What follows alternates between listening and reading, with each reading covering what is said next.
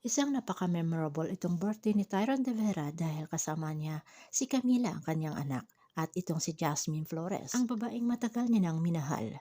At dahil birthday niya ay may celebration na ginawa itong si Jasmine Flores na lahat ng paboritong pagkain ni Camila ay hinahanda nila. Dahilan na naging tuwang-tuwa naman itong si Camila. Samantala, sumuko na si Patrick sa batas.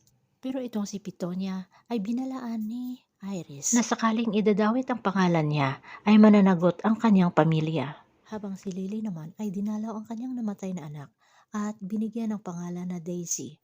Ngayon pa lamang niya nakapiling o napuntahan ang kanyang anak ay humingi siya ng pasensya at wag na itong mag-alala dahil kasama niya na ang kanyang daddy na si Lance na inilipat na ito ni Lily sa katabi ng puntod ng kanyang namatay na asawa na si Lance. Samantala, pinuntahan ni Agent Fernandez itong si Vittorio Benavides at kahit naka-life sentence na ito, ay sinabi ni Agent Fernandez na alam niya na kung sinong pumatay sa kanyang asawa at anak. At dala ng matinding galit ay hinampas o inuntog ni Agent Fernandez ang ulo nito sa ulo ni Vittorio Benavides at sinaktan para kahit paano ay maibsan ang matinding galit na naramdaman niya dito sa kay Vittorio Benavides sa pagkamatay ng kanyang asawa at anak. Samantala, natagpuan na ng tauhan ni Iris Benavides kung saan matagpuan itong si Tyron De Vera at Jasmine Flores kasama itong si Camila dahil may sorpresa itong si Iris Benavides sa kanyang asawa na si Tyron De Vera.